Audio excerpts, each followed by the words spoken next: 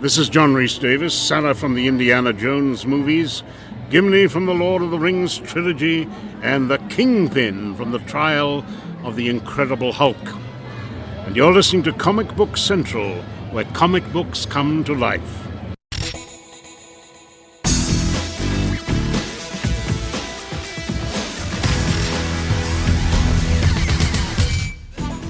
Welcome one and all, this is Comic Book Central, where comic books come to life, the world's first podcast devoted exclusively to in-depth interviews with the talented folks who bring comics to life in film, television, animation, video games, podcasts, and beyond.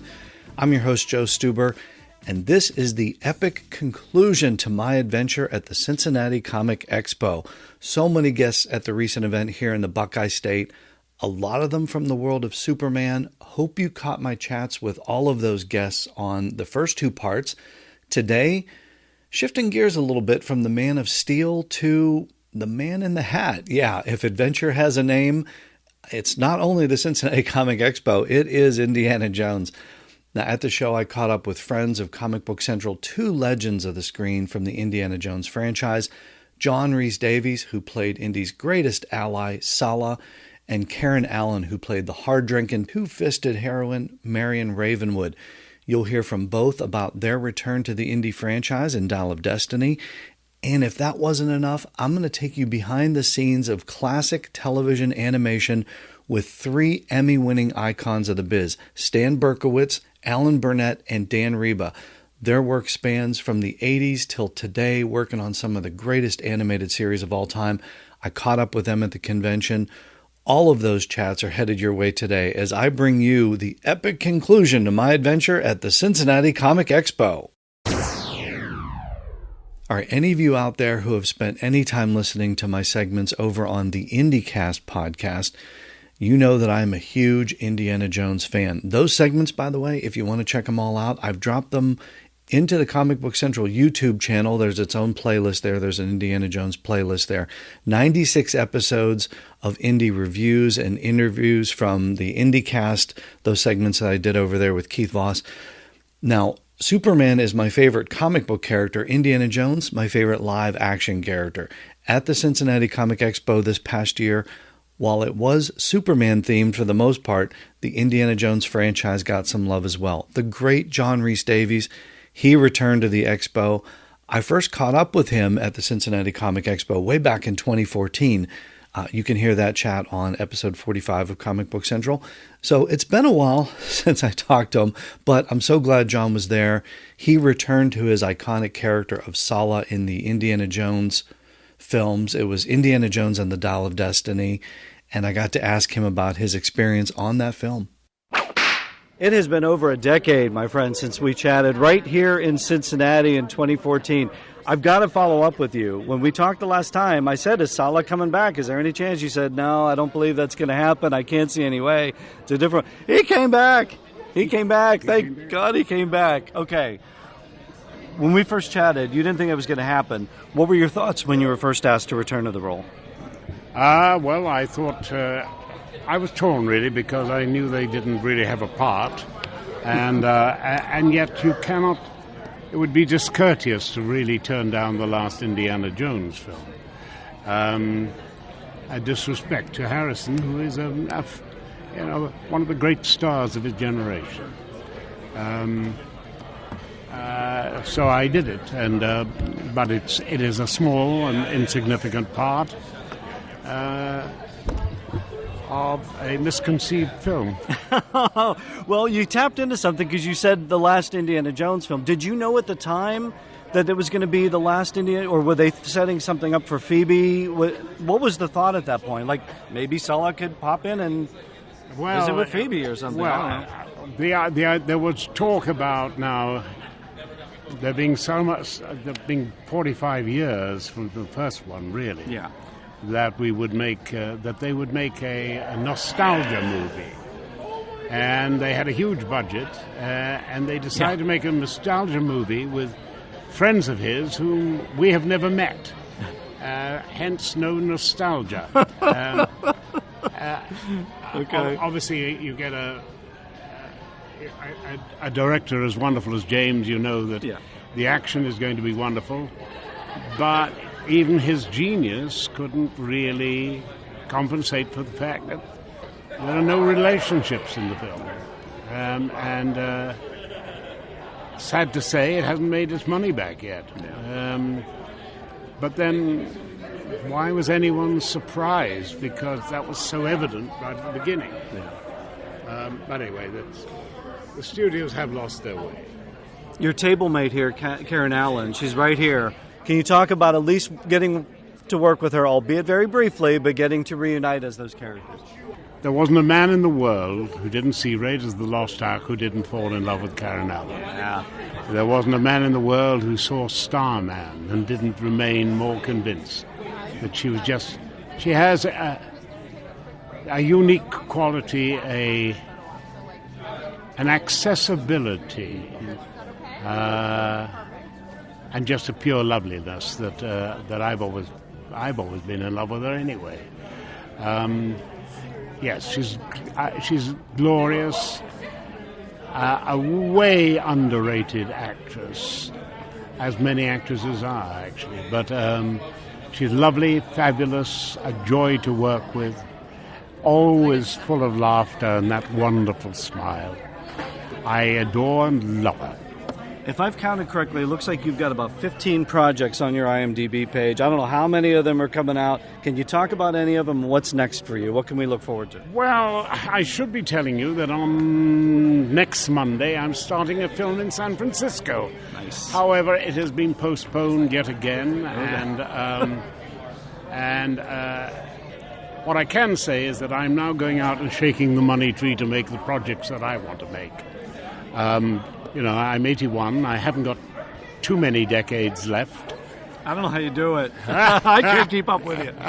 Well, there's an interesting film I did just before COVID called Starbright, which allegedly is coming out this Christmas. Okay. I did a lovely little film with Pierce Brosnan's son, Paris,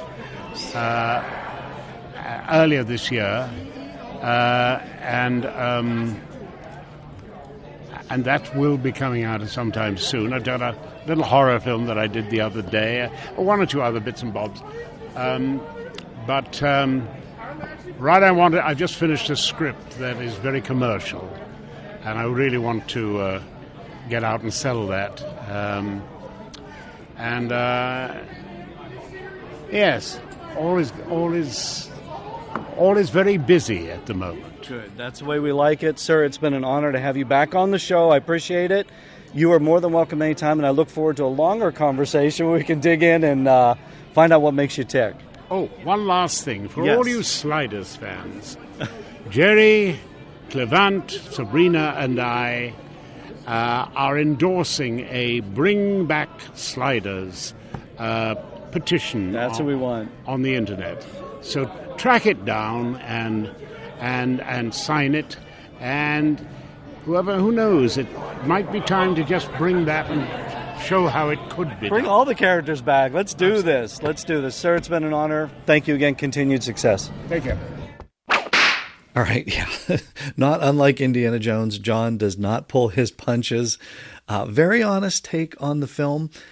I know it wasn't everyone's cup of tea. We've talked about that on the IndieCast a lot of times. But I can say for myself, as a fan of the films, it was good to see Harrison Ford back in action. And so glad we got to see a return of Sallah. I think we all wanted that in Kingdom of the Crystal Skull. It didn't happen. We got it in Dial of Destiny, so that was nice. I will admit getting him in on the action would have been a better move in the film. But at the end, I mean, if you've seen the film, it seemed to me at the end of the film that he was back in Indy's life along with Phoebe Waller-Bridge's Helena Shaw. Thought maybe that could continue that storyline. Who knows? Maybe Disney Plus will do something more with the characters down the road. That would be very cool. Also returning to the franchise in Dial of Destiny was Indy's love interest from Raiders of the Lost Ark and Kingdom of the Crystal Skull, the one and only Karen Allen. I first met up with Karen in 2013 in Pittsburgh prior to starting Comic Book Central. So you can hear that chat over on my YouTube channel. That was on the IndieCast. That's in that Indiana Jones playlist as well on my YouTube channel. Got to see her again more recently at last year's Terrificon. That was pretty cool. This time around, she was kind enough to make some time for an interview at the Cincinnati Comic Expo for Comic Book Central. I'm so glad she did. Here is Karen Allen. Had a blast meeting up with you at Terrificon this summer. I've got to ask, how was your summer? How's your fall? How have things been? How's the fiber arts business? All the things. Good. The summer went by really fast. I spent most of the summer in Ireland, and then came back, and I've been just traveling a lot. This has been a very traveling year for me. Yeah. Okay. Well, how was your experience at Terrificon? Well, I mean, Terrificon was incredible because, well, first of all, that's an amazing place. Yeah. I'd never been there. What is that called? The Mohegan Sun. Oh, Mohegan Sun. Yeah. I almost said something It's its own else. city. It's its own world. Well, I'd never been there, and it was like we were dropped down into this world of, entertainment and restaurants and shops. And Do you gamble? Everybody. Well, no, not to speak of. Okay. No. Okay. No, it was a blast. I'm sorry I didn't get a chance to do your Q&A, but look, I got to ask you returned as Marion in Kingdom of the Crystal Skull, and then also in Dial of Destiny. Looking back, what differences do you see between those two experiences? Can you name, or what jumped out at you the most? Well, of course, I mean, for me, all three of the films I was in, there was huge gaps in terms of time. So I'm trying to think between Raiders and Crystal Skull, there must be 25 years difference. Yeah. And then I guess between, in terms of the actual times, we're meeting Marion now 20 years later in Dial of Destiny. So, I mean, clearly, Crystal Skull, I had more to do. There was more of a story there for me.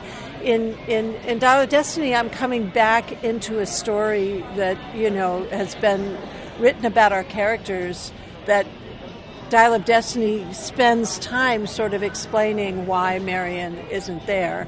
And then you don't know whether I'm going to show up or not, but then I do. So I think, for the film, it was a very satisfying experience that I showed up at the end. But for me, I was on the set for 2 days or something, so it was not an immersive experience for me. Certainly, I kind of flew to London, spent a little bit of time figuring out what Marion would look like with the hair and makeup guys, and then shot the scenes. But it was fun, and it was strange to have no Steven Spielberg there for the first time, because he had been such a huge part of it in my experience. But I loved James Mangold, and I loved working with him, and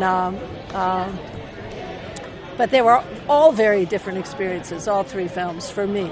But we have you to thank for her coming back, though, right? Because that wasn't going to happen until Marion kind of put her foot down, right? Because that's the ballsy Marion that we like, was that Karen Allen channeled her. It did have something to do with her return. That's true. I mean, you talked about this at Terrific. Yeah. I just when I heard that they were not when I heard she was not going to return, I questioned it and said I think it's a mistake, and they kind of thought about it and decided I was right. Was the thought at the time to kind of continue the series if the movie had blown up and done gangbusters? Was there a thought that like you guys are going to come back maybe, or was it? I don't know. I mean, I have no idea. I think no. I think in terms of Harrison and certainly Stephen when he was still involved in the fifth one, I think the thought was it was the last one. So I don't think anybody, has changed their mind about that. Yeah. You've said that Marion is a character that resonates deeply with you, that you are attracted to her. How has she impacted maybe how you live your life from playing her, choices you've made? Well, I think all characters that you play, that you get very deeply involved with, do impact your life in some way. I mean, whether you're fully conscious of it or not.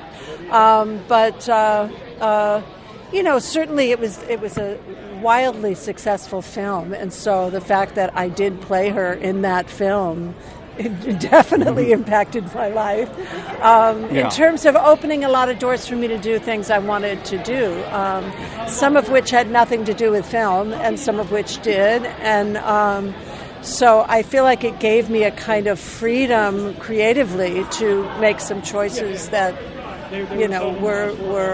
went back and worked in the theater for the next couple of years, which is what I really was longing to do. And so it's a very kind of rich world to be a part of, in terms of meeting people. Right. Those films had a lot of people cared about those characters a lot. Oh, so, yeah. You might be standing next to one right now as we speak. What's next for you? What can we expect from you? More acting? Or I'm doing a play this summer that I saw in Ireland when I was there, and I brought it to a theater that I work with frequently, both as a director and as an actor. So I'm doing that. I did a film in Ireland this last year called Incidents Around the House, based on the famous novel. I don't know if you know it. When's that coming out? Psychological horror film. Oh, wow. Nice. It's coming out in May with Jessica Chastain and Jay Duplass and myself. And what else am I doing? I'm narrating a series of films, and I'm gonna do a lot of traveling again this year. I'm kind of off on little voyages from time to time. Do your own Indiana Jonesing as you go, find your own adventures. Yeah, I always have. I've always traveled a lot. I by myself did a trip. Well, I started a trip where I went by land from Mexico to Lima, Peru. Okay. When I was 20 years old. So It's my whole life has kind of been peppered with those sort of adventures. Okay. Oh, before I forget, would you, if Marion came back in an animated series, or if they did like a short TV series, if they did something, you'd come back, right, as Marion? You do a voice? You do a voice in an animated series? Sure, you'd come back, right? Okay. I don't know. A short TV series or some of us fans want to know if it's the last we've seen of her. No. Well, I'm always interested in, looking at any new projects, and I'm very, very picky about how I spend my time, but I'm up for many things. You're the best, and we put you right up there with Harrison Ford. We put those right together. And maybe next summer, you hit a big summer, you come back to Comic Book Central, we'll do an in-depth interview. How's that? Okay. All right. Well, I'm going to be in a play for most of the summer, so I don't know that I'll be We'll catch you before the summer so we can sell tickets to the play. You come back to Comic Book Central. Okay. Karen, thank you so much for joining me again. All right. Thanks. Yeah, really glad she put her foot down about the character of Marion Ravenwood. Look, to many of us Indiana Jones fans, Marion is just as important as Indy is in that whole storyline. Obviously, that character is important to Karen as well. And so many of us Indiana Jones fans want an animated series. You could do so much with that in so many different time periods for Indiana Jones. You could bring back so many actors and characters from the franchise. When I mentioned that, it seemed like Karen might be up for it. I don't know. Let's hope Disney does something more with the characters and brings all these folks back. That would be amazing. All right. We hope we get an Indiana Jones animated series. If we do, I hope that any combination or all of my next three guests could be a part of it. They know action. They know comedy. They know characters. They know artwork. They live and breathe animation. At the Cincinnati Comic Expo were three Emmy-winning animation legends. I believe they were there as guests of Heroic Fine Art. They're traveling all over the country, so you can learn more about their travels at heroicfineartgallery.com. These talents have worked on just about everything we know and love from the 80s until today. First up, it's writer-producer Stan Berkowitz. Now, Stan got his start in live-action television on shows like T.J. Hooker, starring William Shatner, and the live-action Superboy series. If you recall in part one of my look back at the Cincinnati Comic Expo, I did speak with actor Gerard Christopher. He played Superboy on the series. He was stoked to find out that Stan was going to be at the show. He loved working with him on that series.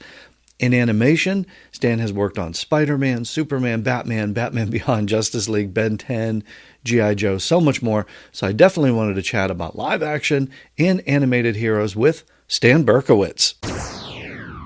All right, here with the Emmy-winning Stan Berkowitz. You've had this amazing career across live action and animation.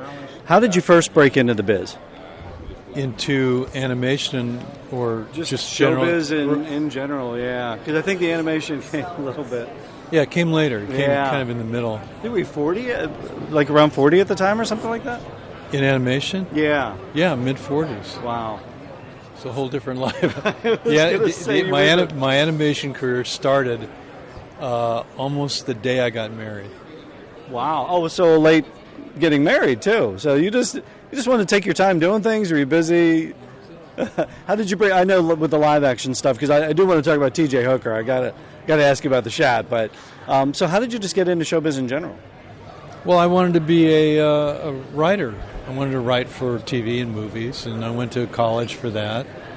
And after getting a master's degree in screenwriting, it took a mere 11 years before I made a living, before I could make a living as a screenwriter. Wow. During those 11 years, of course, there's writing spec script after spec script after spec script. And, you know, if you remember those old lawnmowers, the power mowers that you'd wrap a little cord around it, and you'd pull it real hard, and the thing would almost start, and then it would stop.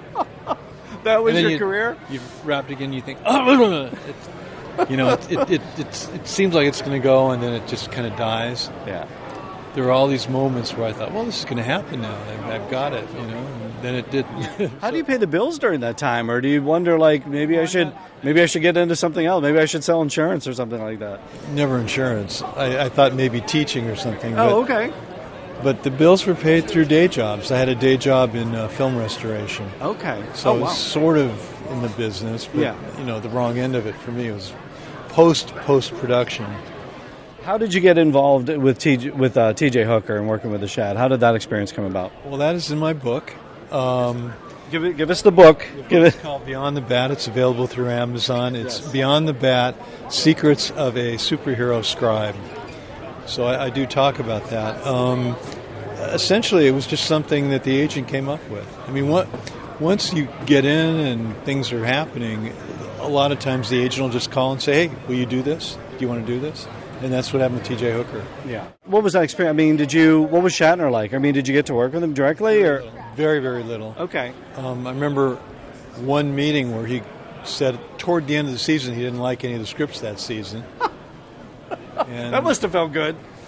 Well, what are you supposed to do? Right. What did you do? I just kind of nodded and say, well, we're on the last script right now. We'll try to make it better. Yeah.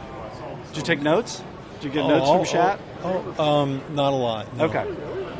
I don't think he wanted to talk to the writing staff. They would filter down from him. Got it. From producers above our level, and then we were told to change things. Yeah.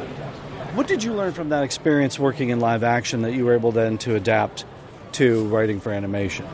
Well, the stories are stories, and whether you're doing for animation or live action. Frankly, the only difference in animation scripts versus live action scripts. I've written for live action superhero shows too.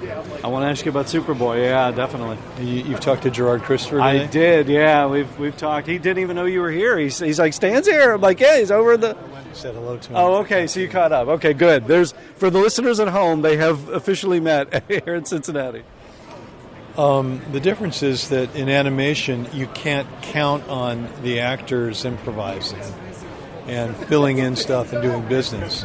So the animation has to be more explicit, and the scenes have to be shorter with less dialogue. You can stretch out a little bit with live action, but you can't do that with animation. One of your season 4 episodes featured Noel Neal and Jack Larson. Did you get to meet them? My idea. I hired them. You did that. You came up with that stunt casting. Was it just because Fanboy Stan wanted to meet Lois and Joe? Okay. Yeah, absolutely. And we had dinner with them. And wow. I mean, I grew up I guess I was 3 years old when the first Superman series came out on TV. Yeah. Huge fan. I mean, I was a little kid running around with the red cape and, being in danger of jumping off the roof because I thought I could fly. So all that stuff. Huge fan. That had to be a kid. And I knew that they were still around and available, and it's great. I mean, to talk to them. They always say, don't meet your heroes. Can you... Oh, this is fine. Does that work? Yeah, it was great. I mean, to talk to them, to hear Jack Larson's theory about George Reeves' death. Was it suicide? Was it murder? He was leaning toward murder at that point. And it was wonderful to talk to Noel Neal. Yeah. I mean, they were... I believed at that time in 1990 they were old people, but actually both of them were younger then than I am now. So, and you're coming in on that series too, like when they were trying to go to a darker tone, or was like, how did that play out? They wanted more adult. They wanted that, and then how did you? Was it the Bureau of Extra Normal Affairs? That was what you came in. Yeah, right. We worked that out as a way of getting them into stories that would be more science fiction, really. Yeah. And it was a good vehicle for it. And as the X-Files found out, it worked pretty well. I was going to say, it was the X-Files before the X-Files was the X-Files. So you kind of created almost, sort of, inspired the X-Files. I don't know that they did. I have no indication that anybody involved with the X-Files ever saw or heard of Superboy. So, do you have any favorite episodes from your run on it? For Superboy? Yeah, a couple of them were The Road's Not Taken, The Road to Hell. I know you wanted Kirk Alyn, I think, for older Superman. Yeah, but as it turned out, Ron Ely was just perfect. Yeah. I mean, he just had that Superman quality, even though he'd never actually played Superman. Yeah. He was perfect. And Kirk was, again, stunt casting. And I'm not sure how many of our viewers would have known who Kirk Alyn was anyway. You would have.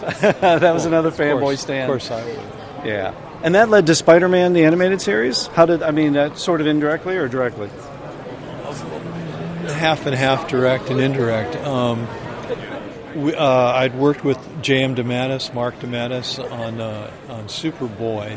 He'd been recommended by our DC liaisons, and we then hired Mark to write scripts for us and also to act as a staff writer. And after the show was over, he was invited to write scripts for the animated Spider-Man.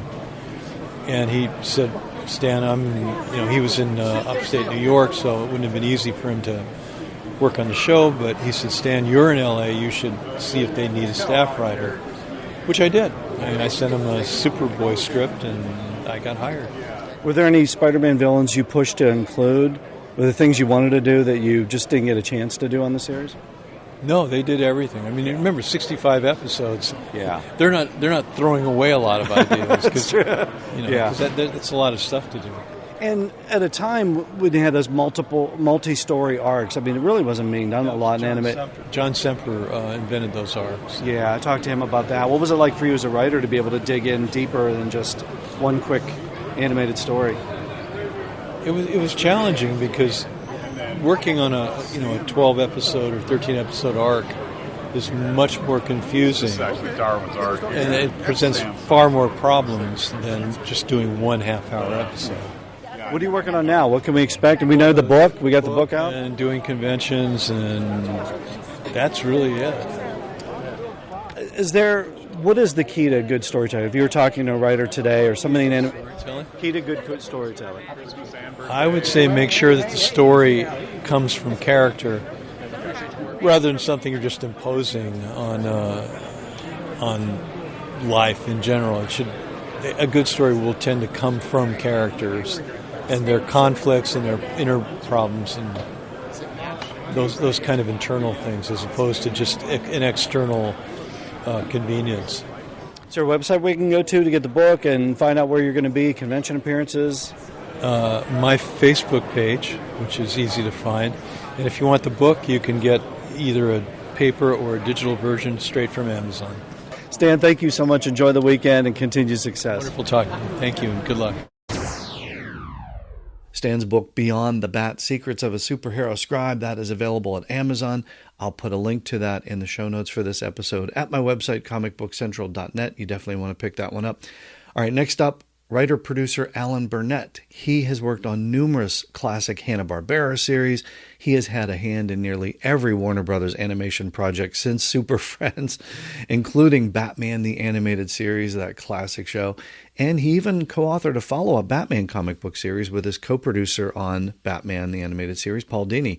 Here is Alan Burnett. You've had this incredible run in animation, Super Friends to Batman the Animated Series and beyond that. How did you first get into writing for animation? Well, by accident, actually. I was an intern. I was a page at NBC. I didn't know quite what I was going to do getting out of film school. And so I ended up a page at NBC, and there was an internship in children's programs, and I had an affinity for the stuff I was doing there. And the two bosses I worked for, Gene McCurdy and Margaret Lesh, became my bosses for the next 20 years in other companies, Hanna-Barbera and Warner Brothers. Were there shows or were there things that you were watching growing up as a kid that were inspiring you? What did you groove on when you were growing up? Well, I've often told people that my 2 degrees in college do not compare to all my comic book reading as That's what's in your DNA, That's right? what's in my DNA. Okay. And that's what has gotten me through life. I followed my bliss in the end, you know. And what were your favorites? My favorite comic, I have 3 favorites. Well, I always like Superman. Generally, the Superman family comics I always read. But I have Batman was one of my favorites. Spider-Man was another favorite. And there's a little-known comic called Brain Boy that Dell Comics used to put out. I think there's only 6 of them.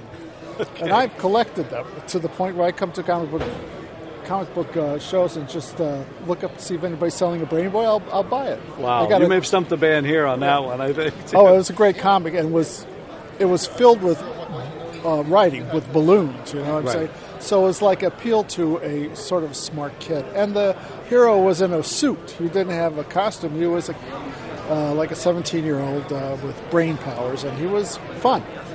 Okay, so for a Superman fan then, getting to work on Super Friends, I mean, even today, all these years later, and we're right near where the Hall of Justice was inspired from too, right here in Cincinnati, that had to have been a blast. What was your experience working on Super Friends? And talk about like the sort of limitations of that time too, whether violence or budget or whatever. Well, I got a chance to be on the last 2 years of Super Friends. And what was happening was that there was a toy line, and the Super Friends were sort of failing. So they got in New Blood, and I was part of the New Blood. Is this the Superpowers This was line? Yes, they turned it into the Superpowers because that was the name of the toy line. Right. And then they even changed that to Galactic Guardians the following year. So we were, that's why I got on it. And my bosses knew I had an affinity for superheroes. And we tried to make the show better. But it was hard because ABC really wanted a show that appealed to 2-year-olds at the beginning of the morning. So there was a lot kids of like me eating our Captain Crunch. That were So right, I get it. So I mean, so we couldn't do things we wanted to do. All the robots had to look like cardboard boxes, and you know, Superman. No, they couldn't shake a fist, let alone hit anything. So we were working under those kind of strictures. Yeah. So I never got to where I wanted to go, ever. So, but you know, it was groundbreaking for me to work in the Super Friends field. Can you look back on that time now and realize how Super Friends still is? I mean, it was just released on Blu-ray, and people are watching it. New generations, all these decades and decades and decades later. Can you look back on it now with a different perspective, fresh eyes, or is it still like, I couldn't hit anybody? Yeah, you know, I look back, and the animation's crude, you know, and it's sort of cheap by today's standards. I love that, though. People do. Not me. Okay, that's fair. That's when you're in the belly of the beast, I get it. Yeah. So I'm surprised. People come to me and say, "Oh, you're the guy who worked on Super Friends. You remember this?" Oh yeah. So, but I was glad to have worked on it. You know. Okay.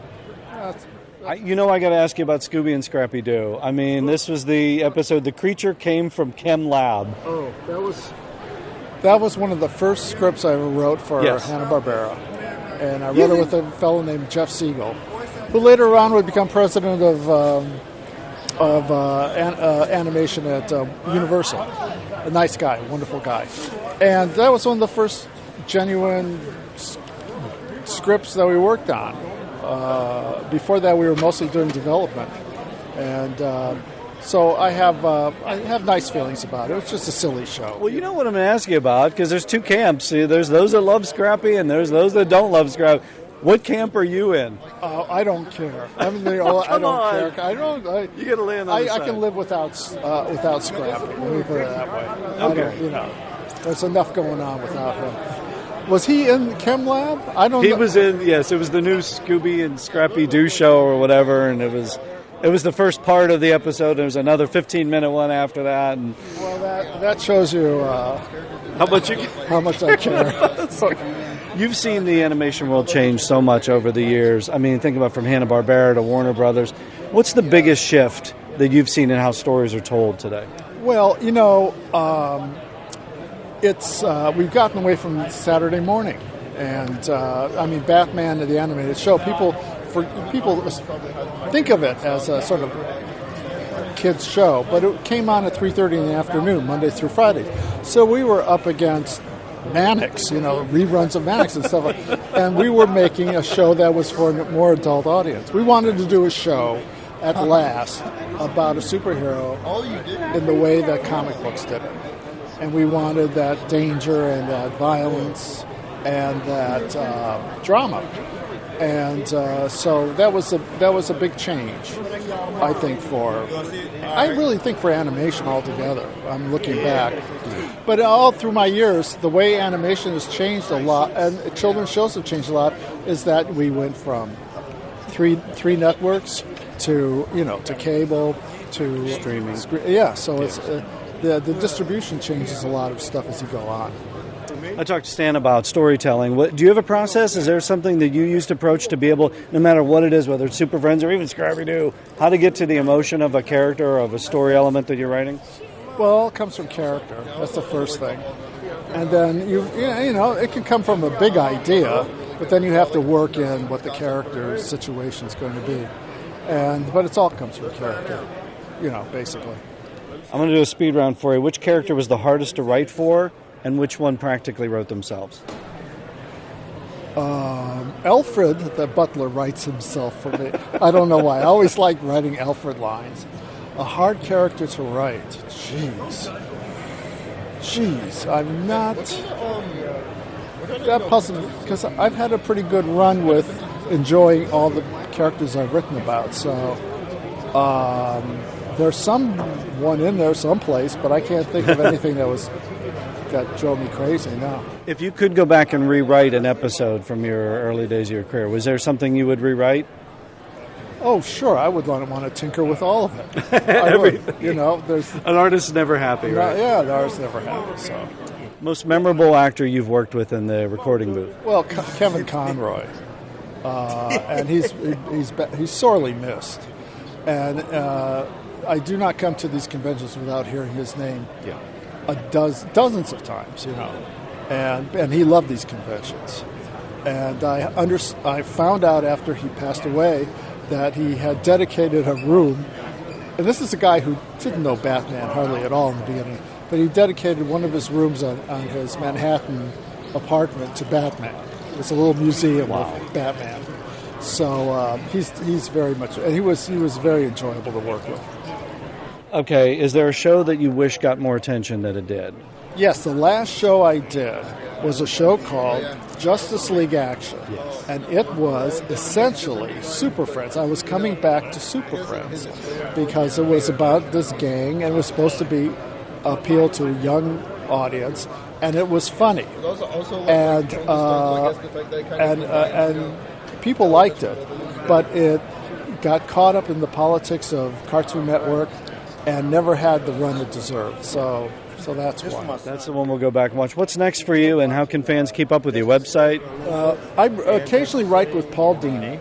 Oh, great! Wow. And still, we still talk about it. Yes. We haven't written in a couple. As we stand here, you got the Batman crew jacket on. I know you're just the WB. Like that's always in your heart, man. Oh well, this is the first time I've worn it in years because I live in Florida and it's padded. But now I'm in Ohio in October, almost November. It's great. It's cold. Yes. You have a website? No, I just have a Facebook. Follow you on Facebook, and we'll see. Alan, thank you so much for taking the time today on Comic Book Central. Okay, I'm so happy to be here. Yeah, Alan definitely stumped me with Brain Boy there. I was not familiar with that one, I got to be honest. I checked on it. Some of the original issues are pretty affordable on eBay. And Dark Horse did put out a collection of all 6 issues back in 2011. I checked that one out. You can snag it for around $20, including shipping on eBay, so that's wildly reasonable. I am going to have to add that one to the collection here in the lair. And a very cool insight there into the personal life of the late, great Kevin Conroy. Nice to know that Kevin truly embraced his role as the Dark Knight, even outside of work and conventions. Oh, my goodness, he is truly missed. All right, rounding out this terrific trifecta of talents is director Dan Riba. Dan, of course, also worked on Batman the Animated Series, Superman the Animated Series, Batman Beyond, Justice League, Ben 10, on and on. But one thing I noticed on his extensive resume was working in the art department early on in his animation career on a couple of series highlighting one of my favorite television characters. That would be Gordon Shumway. If you're not familiar with that name, that would be Alf. That's Alf's real name, Gordon Shumway. Here is Dan Riba talking about his time with the animated Melmacian, and we'll also talk about an unforgettable episode of Batman the Animated Series. All right, so you began your career doing storyboards and character design work, including shows like some of my favorites, Alf, the Animated Series, and Alf. I'm a huge Alf fan. Yeah. We're going to mention Alf here in this interview. What drew you to that side of the business, and what was the world of television animation like whenever you entered that business? That's a loaded question. All of my questions are loaded. Yeah. Hopefully the answers are just as loaded. Well, I mean, what drew me to that was work. I mean, it was stuff that but it was challenging and fun. Yeah. We wanted to work on stuff that was cool. I mean, I just come off of the real Ghostbusters, and that was a really a fun show, and worked on Cops and Starcom and a lot of cool stuff. And when that one came along, the design work on it was so much fun. It was a wacky, weird show, and anything could happen, and we were sort of allowed a lot of latitude, a lot of freedom on it, and so I had a lot of fun boarding on it, and then eventually directing on the second season. It was a great experience for me. Were there shows that inspired you when you were growing up? What kind of things were you grooving on as a kid? Everything. There's too many to. In fact, I did a whole podcast recently. So top one would be Johnny Quest, probably more than anything. That was but I liked things like The Mighty Hercules, and I liked shows like The Mighty Heroes, and I liked Frankenstein Jr. and The Impossibles, and I liked Astro Boy was also a profound influence, and I adored that show. What else? There was just so many. And actually, I liked the Filmation Superman, too. Yeah. And what ended up happening eventually was I didn't grow up with it as a kid, but when I was 14, I saw the Fleischer Supermans, and that kind of rekindled my love of animation and the idea of that, wanting to work on something like that. Yeah. Since I was 14, I was and immediately I thought, I have to see a Batman show that looks like this. Yeah. And I was that was what I wanted all my life. So, were you a fan of Alf, the live action series when you took? So much, really. I mean, really? I thought it was funny. I mean, I wasn't. Yeah. It's like a fan is like somebody don't miss television kind of thing. Okay. It wasn't quite like that for me. I enjoyed it when I saw it. And I do remember watching the first few episodes and really think it was a blast, and I really liked the character, but I wasn't until we actually kind of started working with the character, went, I'm into it now. I was going to say, what were the things that you enjoyed doing on that series? Were there some specific things you're like, I want to bring this into it? Well, we had a lot of superhero parodies on it. We did a Batman and Superman type parodies, and also the science fiction element. There was I boarded on the shrimp episodes with Fescue and all those, and that was really cool. The idea of the inflatable, Melmacians, that was really cool. Right, that sort of body snatcher kind of parody, but it was fun. Was there experience that you had as an artist and a storyboard artist on these shows that influenced what you were doing as a director later? How did those two worlds sort of help each other, or did they? I only in the sense that you have the experience to sort of help tell an artist, the direction that you want to go with something, and in that sense, it helps you communicate to others what your intent is. Right. You eventually ended up working on some the superhero animation, Batman the Animated Series, Superman, Justice League. What triggered that shift for you? Was it something that just happened, or did you specifically sort of seek those out? Well, I have to, without slamming other shows, I didn't really want to work on stuff. I'd worked on stuff at Ruby Spears that was kind of like sort of live action-y inspired, but it wasn't great.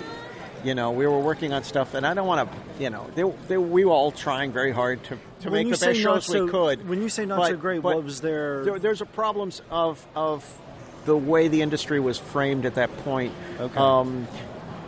It just was, quality was sort of impossible to get because of the way that the hierarchy of how animation was done, and also because of the way that scripts were written, the way networks approved things, the kind of shows that were pitched, because of the nature of censorship at the time, the controls, like, the shows that I loved when I was little also affected, mothers complaining about stuff, and it was all the violence issues were always a problem in terms of like sensitivity, but it was also, we had the Vietnam War and all that stuff. It's like people were like wanting to make more peaceful kind of shows, and, conflict resolution rather than conflict, and all that stuff that just didn't, so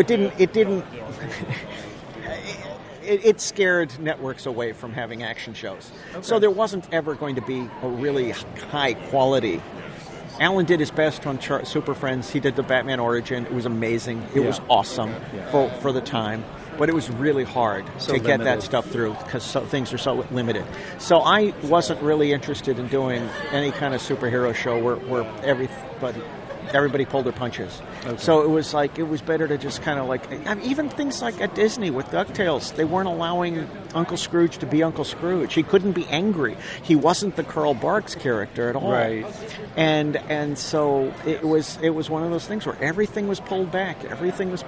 And somehow, because of the popularity of the Batman film and the foresight of Gene McCurdy and Margaret Lesh for knowing that we were allowed to, saying, no, we have to do that film. We have to do, we can do an action show now, and we can do it tastefully, and yet still be a full, real comic book show.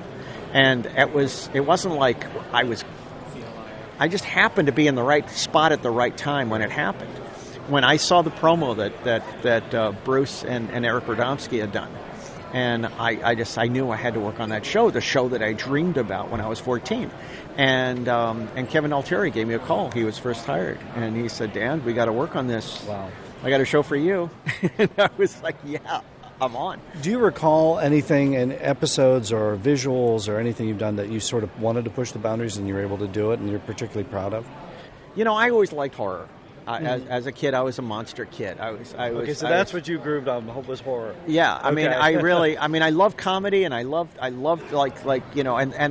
I was a huge Spirit fan, so I liked Eisner. Oh, okay. So something like Baby Doll felt like an Eisner. It felt like a Spirit kind of, this dichotomy of like this cartoony thing with this really sad, tragic story that ends up being very noir. At the end, it's like total Lady from Shanghai. It was really and very sad. That was really cool. But the thing that really I'm stunned today that we even got away with it was Earth Mover in Batman Beyond, where it was the most horrific thing, and also like the storyline was really dark. It's like you've got a villain that's not really the villain, but you've got another villain who helped, and who's not really the villain either, and you've got this sort of ambiguous morality thing going on, and it's this tragic element that's just like a horror movie. It's really, really scary and sad, and it's like, and you just kind of have to survive. Had to be like catnip for you guys. Just to wrap up, is there any kind of project that you haven't worked on? Is there any kind of genre that you haven't worked on that you're still chomping at the bit? You're like, oh, you know what? If this came up, I'd be all over it. Oh, boy. Probably something in the horror genre, maybe? Or... Well, maybe. It's like we weren't allowed to do the Ben 10 series that we wanted to make. It was actually Stranger Things, essentially. The first few episodes of Alien Force are pretty scary. And then the network pulled back on it, like said, no, daytime, more daytime, funny, comedy. Everybody likes comedy. And we're like, for crying out loud. You know, we really kind of wanted that show to be a darker thing. So that would have been kind of fun. I always loved Swamp Thing and Bernie Wrights and stuff as a kid. That was like, he was great to me at conventions when I was, you know, that was awesome. So I would love to have done like a very, like, as close to the comic version of that as possible. They had an animated series, but I think it was more the toy line. It was a toy line, so it didn't really look. Yep. And the other thing, honest, that is the craziest thing. That's like, I would love to have done an Astro Boy, but blah. That's kind of like, no, without Tezuka, you know. Yeah. But Popeye, as much as I love all this stuff, Popeye, not as much as I love the Fleischers, Segar's comic strip has never been adapted, and that stuff that Gendy was doing was great, but it wasn't the comic strip. Right. And that comic strip is brilliant. It's ingenious. It is the greatest, and nobody really knows how brilliant it is because it was never really, the Fleischers didn't really capture it. That's a great choice. What is next? And you have a website? How can we follow you? And how can we get commissions? How can we do all the things? I do have a website. It doesn't have a lot of the commission stuff on because I did it more for portfolio stuff. But I'm kind of retired from the biz right now. So I'm doing commissions. You contact Heroic Fine Art for that. Or contact me through my website, danriba.com. And I'm sitting amongst all these Batman animated. I'm sitting amongst everything. People are going to want these things. I don't see any Alf Tales. You need Alf Tales at your table, right? Okay. Dan, thank you. I've just been drawing Ben 10, but I'll do Alf Tales too. Sure. Yes, more Alf. Dan, thank you so much, and enjoy the weekend. Thank you very much. danriba.com, that's Dan's website. I'm going to put that link in the show notes for this episode as well. Side note, Dan did the illustrations for Stan's book, Beyond the Bat. I mentioned that earlier, so you definitely want to pick that one up. All three gents are out there on Facebook, so you might be able to connect with them there. And all three will be at the upcoming convention, Fan Expo Cleveland, March 13th through the 15th. Joining them will be Batman the Animated Series director Kevin Altieri. Again, you want to check out heroicfineartgallery.com for a list of their upcoming shows.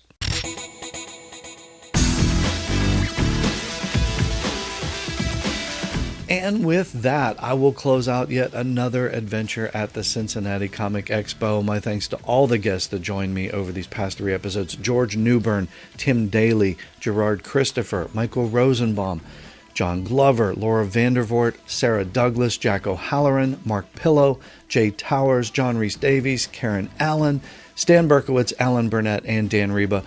My thanks also to the entire staff at the Cincinnati Comic Expo for putting on a super show each and every year and always making Comic Book Central feel welcome. CincyComicExpos.com. Go there and get your tickets now. Make plans for this year's show. I hope to see you there. And my convention adventures don't end there, because next time on Comic Book Central, I'm going to stay a little bit closer to the lair this time around as I bring you my journey to GalaxyCon Columbus. You just heard from some of the folks that worked on Batman the Animated Series. How about some of the actors from the series? He played Robin in Nightwing. Lauren Lester, and she played Poison Ivy. Diane Pershing. Both are going to return to Comic Book Central. Batman author John Jackson Miller on his latest tale from the Tim Burton Bat era. Star Trek's Brent Spiner. Supergirl's Peter Facinelli. The voice of Spider-Man, Christopher Daniel Barnes. He's going to be here. Shazam's Jack Dylan Grazer. Seinfeld's Wayne Knight. Newman! Saturday Night Live veteran Tim Kazurinsky. From the MCU, Ross Marquand. And the fastest man alive, the OG Flash, the man who has sped into the Comic Book Central lair more than any other guest, the one and only John Wesley Shipp returns to the show. Folks, you do not want to miss a moment of what is ahead. Subscribe wherever you listen to your podcast, and you won't miss a moment of the fun. Part 1, Comic Book Central at GalaxyCon Columbus. Next time we get together. Until then, keep safe, keep reading those comics, and thanks for joining me here in the lair. Comic Book Central, where comic books come to life. All original content of this podcast is the intellectual property of Comic Book Central. All other content and names are registered trademarks and copyrights of the respective holders.